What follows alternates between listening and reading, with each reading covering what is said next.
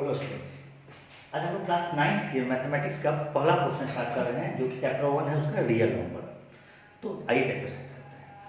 Real number पढ़ने से पहले हम लोग उसके बेसिक कॉन्सेप्ट को जानते हैं, जो कि पहला है कि नेचुरल नंबर क्या होता है। तो natural number, all the counting numbers are called natural numbers. जितने भी काउंटिंग नंबर है वो कहलाते हैं नेचुरल नंबर, जो कि स्टार्ट होते हैं 1 से और जाते हैं इनफाइनाइट तक, उनका कोई अंत नहीं होता है। किसी भी नंबर का सबसे जो परफेक्ट कैलकुलेशन है वो 1 से स्टार्ट होता है और जाता है इनफाइनाइट तक। ये होते हैं नेचुरल नंबर। आप बेसिक तौर पे पढ़े होंगे जूनियर क्लासेस में। दूसरा है हमारा होल नंबर। जो भी काउंटिंग नंबर है वो जीरो के साथ जब एक सेट में आते हैं और जाते हैं इनफाइनाइट तक, वो कहलाते हैं होल नंबर।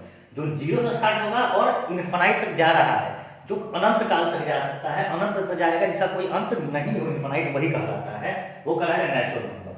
तीसरा है हमारा इंटीजर्स। इंटीजर्स क्या होते हैं?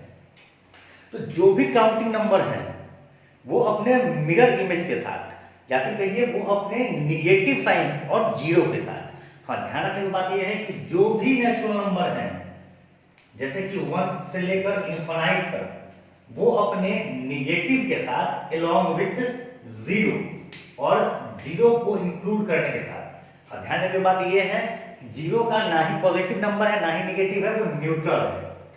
तो जो भी काउंटिंग नंबर्स होते हैं वो अपने नेगेटिव के साथ और जीरो के साथ जो पूरा सेट तैयार होता है वो कहलाता है इंटीजर्स। इंटीजर्स में पॉजिटिव भी होता है इनफाइनाइट, नेगेटिव भी इनफाइनाइट होता है। मतलब कि नेगेटिव में भी नंबर अनंत तक जा सकता है, पॉजिटिव में भी नंबर अनंत तक जा सकता है। इनफाइनाइट, उसको कोई रोकने वाला चीज नहीं है कि हम 100, 500, 200, 1 लाख, 2 लाख, 15 लाख के बाद हम रुक जाए। वो इनफाइनाइट तक जा सकता है, पॉजिटिव में भी और नेगेटिव में भी। तो ऑल द काउंटिंग नंबर्स, जितने भी काउंटिंग नंबर या फिर जो भी नेचुरल नंबर होते हैं, अपने निगेटिव्स और जीरो के साथ वो कहलाते हैं इंटीजर्स। ये कुछ बेसिक पोर्शन थे। इसके अलावा और है फ्रैक्शन है, डेसिमल्स है, वो आप जानते हैं, और रेशनल नंबर है, इरेशनल नंबर है, जो हम लोग आगे पढ़ेंगे। फिर आप जानते हैं कि रियल नंबर सब क्या होता है, जो चैप्टर का स्टार्टिंग है। तो वैसा कोई भी नंबर जिसको कि आप एक नंबर लाइन पर रिप्रेजेंट कर सकते हो, जिसको आप नंबर लाइन पर रिप्रेजेंट कर सकते हैं, वैसा कोई भी नंबर कहलाएगा आपको रियल नंबर, जो कि एक्चुअली एग्जिस्ट करता है। हायर क्लासेस में हम लोग इमेजिनरी नंबर के बारे में कुछ ना कुछ पढ़ेंगे हम लोग। फिलहाल हम रियल नंबर मान जानते हैं जो कि एग्जिस्ट करता है। इस रियल नंबर में होते हैं आपको natural numbers, whole numbers, integers, decimals, fraction, rational number और इरेशनल नंबर। ध्यान दीजिएगा कि रेशनल नंबर आपने 7th क्लास में पढ़ा था और इरेशनल नंबर के बारे में आपने कुछ 8th क्लास में कुछ पढ़ा था, बट 9th क्लास में दोनों के बारे में सेपरेट पढ़ना है और कंप्लीट डिटेल में पढ़ना है। रियल नंबर को बेसिकली हम लोग कह सकते हैं ये एक यूनियन है। It is a union of rational and irrational numbers. अब union of rational and irrational number क्यों कहे हैं? क्योंकि नेचुरल और होल नंबर रेशनल नंबर के पार्ट्स आते हैं, इंटीजर्स रेशनल नंबर्स के पार्ट आते हैं, कुछ हद तक फ्रैक्शन के कुछ ऐसे टर्म्स हैं जो इरेशनल नंबर में आते हैं, डेसिमल के कुछ टर्म हैं जो इरेशनल नंबर में आते हैं, जिसके बारे में हम लोग डिटेल पढ़ेंगे आने वाले पोर्शन में। तो इसको हम लोग कह सकते हैं कि रियल नंबर वैसा कोई भी नंबर हो सकता है जिसको हम नंबर लाइन पे रिप्रेजेंट करें, या फिर ये यूनियन है रेशनल और इरेशनल नंबर का।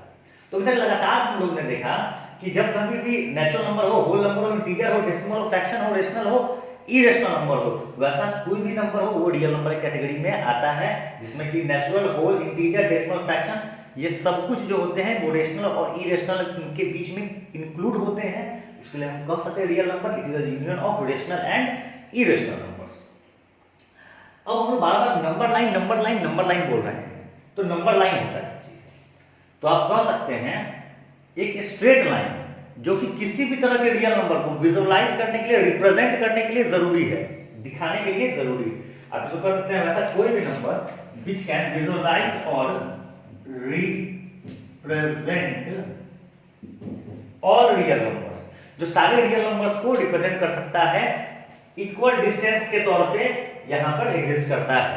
इसमें ये एरो जो है, इस एरो का मतलब है कि ये इनफाइनाइट तक जा सकता है, वो जहां तक चाहे वो जा सकता है।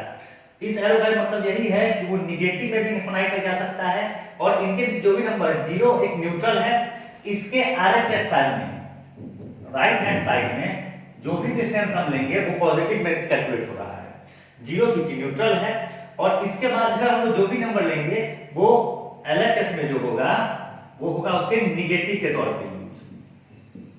ठीक है, तो नंबर लाइन एक ऐसा स्ट्रेट लाइन है जो विजुअलाइज या फिर रिप्रेजेंट करने का काम आता है सारे के सारे रियल नंबर्स को, वो डेसिमल हो, डेसिमल हो, इंटीजर हो, रेशनल हो, इरेशनल हो, कुछ भी हो। उसमें यहां से 0 एक न्यूट्रल बॉडी है, 0 के आरएचएस में सारे पॉजिटिव जो कि इनफिनाइट तक जाएगा पॉजिटिव में, 0 के एलएचएस में सारे नेगेटिव जो कि इनफिनाइट तक जाएगा नेगेटिव में। ये हमारा था नंबर लाइन। अब जो हमारा मेन पोर्शन है वो कवर करता है कि जो हम नंबर लाइन पे रिप्रेजेंटेशन करेंगे सो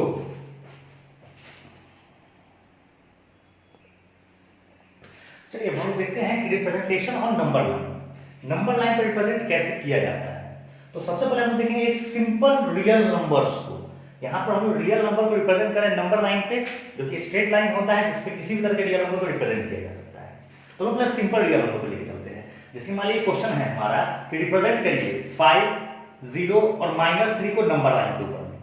तो सबसे पहले हम क्या किए, एक स्ट्रेट लाइन लिए जिसपे कि ये निगेटिव अरे पॉजिटिव तक जा रहा है इनफिनाइट, ये निगेटिव तक जा रहा है इनफिनाइट। इसको हम लोग टोटल कुछ भागों में डिवाइड कर दिए, बाइसेक्ट कर दिए, इसको कुछ भागों में डिवाइड कर दिए।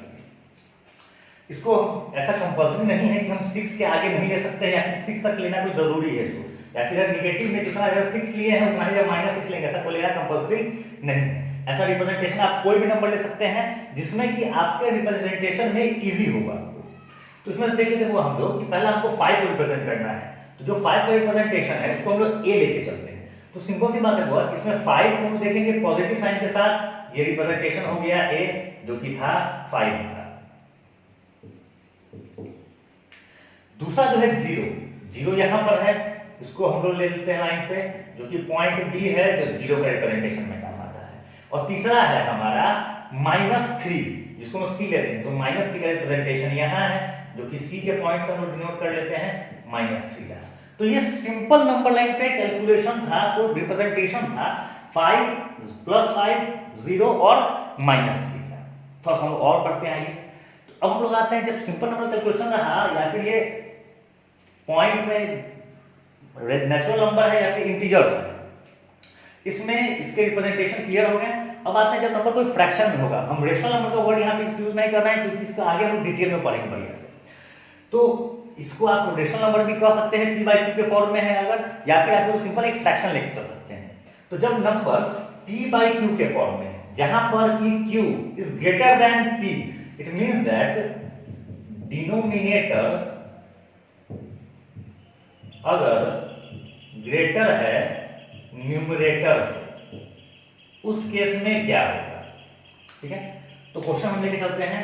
रिप्रेजेंट करना है 2/7 और -3/8 को नंबर लाइन के ऊपर में। 2/7 पॉजिटिव फ्रैक्शन में है p/q के फॉर्म में, -3/8 निगेटिव में है फ्रैक्शन के फॉर्म में। सबसे पहले इसको हम लोग इजी करने के लिए क्या कर लेते हैं कि हम लोगों ने लेके चला इसको कि 2/7, इसको जब हम लोग डेसिमल फॉर्म में चेंज करके चेक करेंगे तो 2/7 की वैल्यू लगभग आती है 0.28, आगे हम एक्सटेंड नहीं करते हैं, 0.28। 0.2 जो है वो 0 से ज्यादा है और 1 से कम है।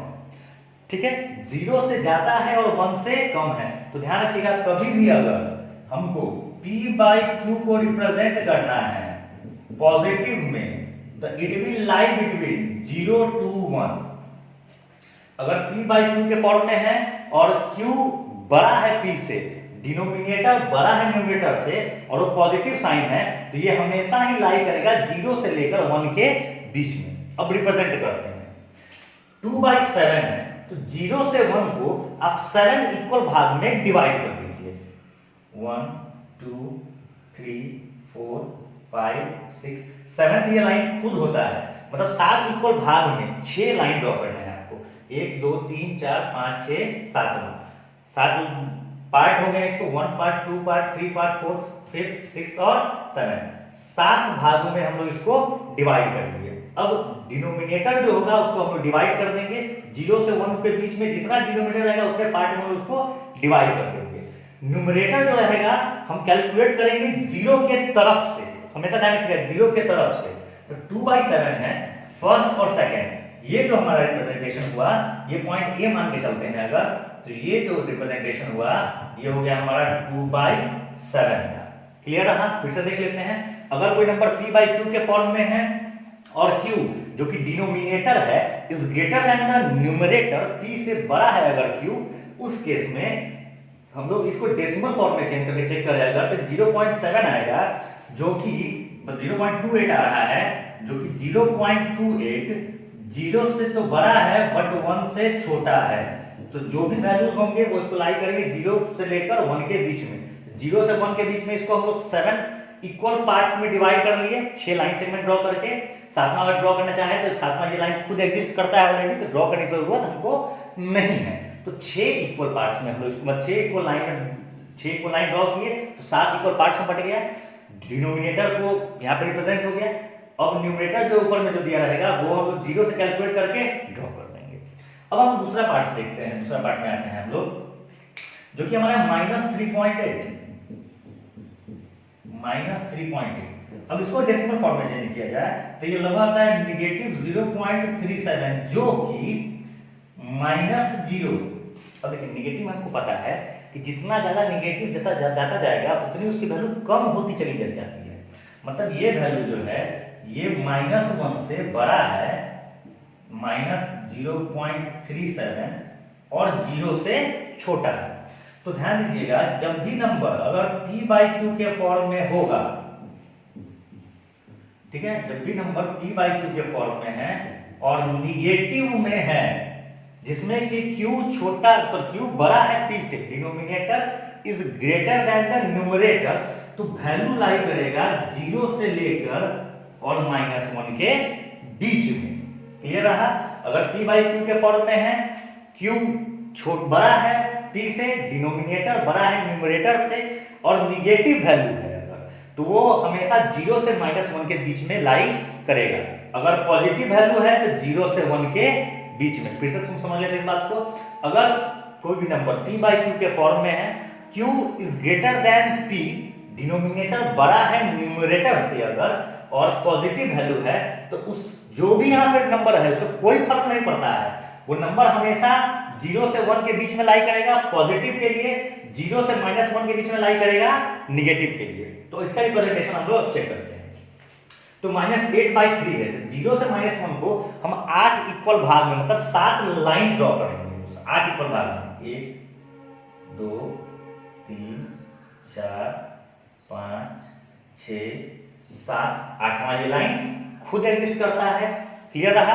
8 इक्वल पार्ट हो गए, first second third fourth fifth six seven और 8 8 इक्वल पार्ट हो गए, मतलब 7 लाइन ड्रॉ करने हैं क्या हमको। 8वां लाइन खुद रहेगा, जिसमें क्या -3 है, मतलब निगेटिव में तो आ ही गया वैल्यू, अब 3 है, तो हम लोग इसको यहां से फिर 0 से बनाया, आपको 0 से ही कैलकुलेशन होगा। 1 2 3 ये तो लाइन सेगमेंट रहा, इसको हम लोग पॉइंट बी ले लेते हैं, जो कि -3/8 को रिप्रेजेंट करता है। तो ये क्लियर रहा हमारा। जब कोई नंबर p/q के फॉर्म में रहेगा और q छोटा है, सॉरी बड़ा है p से, डिनोमिनेटर बड़ा है, तो हम लोग देख लिया है कि सिंपल रियल नंबर का रिप्रेजेंटेशन। और जब p/q के फॉर्म में कोई नंबर है जिसमें कि p जो कि न्यूमरेटर है वो छोटा है q जो कि डिनोमिनेटर है, उसके हिसाब से हम लोग 2 पार्ट देख लिया। अब तीसरे पार्ट में हम लोग आते हैं, जिसमें हमारा कैसी है कि रिप्रेजेंट करना है हमको किसी नंबर p/q के फॉर्म का, जो नंबर फ्रैक्शन जिसमें कि p जो न्यूमरेटर है वो ग्रेटर देन है q डिनोमिनेटर से, जिसमें कि p न्यूमरेटर ग्रेटर देन है डिनोमिनेटर से। तो इस केस में हम लोग क्या करते हैं कि p/q के फॉर्म को सबसे पहले हम लोग चेंज करेंगे मिक्स्ड फ्रैक्शन में। तो क्वेश्चन लेके चलते हैं हम लोग कि रिप्रेजेंट करना है 24/7 को और -37/8 को एक नंबर लाइन के ऊपर। तो 24/7 को अगर हम लोग फ्रैक्शन में चेंज करेंगे और मिक्स्ड फ्रैक्शन में, तो हमारे पास मिलता है कि ये हो जाएगा आपके पास 3 होल 3/7, 24/7, जो कि वैल्यू 3 से ये वैल्यू 24/7 ज्यादा है और 4 से कम है, क्योंकि इसको हम ऐसे लिख सकते हैं 3 + 3/7। तो 3 से ज्यादा है तो एडिशन हो रहा है, और साथ में ये 4 तो है नहीं तो कंप्लीट नंबर आ जाता कुछ ना कुछ हमारे पास, अब ये आया नहीं तो 3 जो है इसको हम लोग कंप्लीट लेके चलेंगे यहाँ से जीरो के हिसाब से कैलकुलेशन करके 1 2 3 हमारा कंप्लीट कैलकुलेशन में आ गया, जो हमारा 3 है ये कंप्लीट कैलकुलेशन में आ गया। अब जितना डिनोमिनेटर बच गया हमारे पास 3/7 का, इसको 7 इक्वल पार्ट्स में 1 2 3 4 5 6 ज्यादा मेथड्स करने के लिए दूसरा मार्क यूज करके देखते हैं। First part, second part, third part, fourth part, fifth part, sixth part, ये 7 इक्वल भाग में हो गया, 6 इक्वल लाइन 7 इक्वल भाग में हो गया। इसमें तीसरे को हमको रिप्रेजेंट कर देना है 1 2 3, ये थर्ड रिप्रेजेंट हो गया हमारे पास, तो ये हो गया 24/7 का रिप्रेजेंटेशन। अब आते हैं -37/8 का, तो -37/8 को अगर हम लोग फ्रैक्शन में चेंज करें तो ये हो गया -4 होल 5/8 और 32/5। तो इसको हम लोग इस प्रकार से लिख सकते हैं कि ये नंबर जो है -4 -5/8, मतलब कि हमको पता है निगेटिव में जैसे जैसे नंबर चलता चला जाता है वैसे उसकी वैल्यू घटती चली जाती है। तो ये वैल्यू जो होगा हमारा ये -5 से बड़ा होगा हमारा -37/8, और ये छोटा होगा -4 से। तो ये -4 से लेकर -5 के बीच में लाई करेगा, तो -4 कंप्लीट लेके चलते हैं हम लोग, तो -4 हो गया आपके पास 0 -1 -2 -3 -4, यहाँ तक का कैलकुलेशन पूरा हो गया। और अब उसके बीच में डिनोमिनेटर कितना है 8, तो 8 इक्वल पार्ट में हम लोग डिवाइड करके चलते हैं इसको 1 2 3 4 5 6 7, ओके 8 इक्वल पार्ट हो गए। इसमें 8वां अगर हम रिप्रेजेंट करना चाहें तो ये लाइन सेगमेंट खुद 8वां लाइन को रिप्रेजेंट करता है, जो करने की जरूरत आपको नहीं पड़ती है। अब ये 8 इक्वल पार्ट्स में हो गया, जिसमें से हमको रिप्रेजेंट करना है फिफ्थ पार्ट को 1 2 3 4 फिफ्थ पार्ट का रिप्रेजेंटेशन हो गया हमारा। अब ये हमारा हो गया -37/8, ये हमारा तो कंप्लीट साइड रिप्रेजेंटेशन हो गया, यहां तक कोई दिक्कत नहीं। तो हमारा क्लियर रहा हमारा, हम देख लिया natural number, whole number, integers के साथ साथ रियल नंबर क्या होते हैं, नंबर लाइन क्या होता है, और रिप्रेजेंटेशन हम लोगों ने चेक कर लिया कि नंबर लाइन पे तीनों प्रकार का रिप्रेजेंटेशन। अब आने वाले वीडियो में हम देखेंगे rational number, irrational number, inserting the rational numbers, inserting the irrational numbers, और आगे फर्दर में आप नोट कर सकते हैं।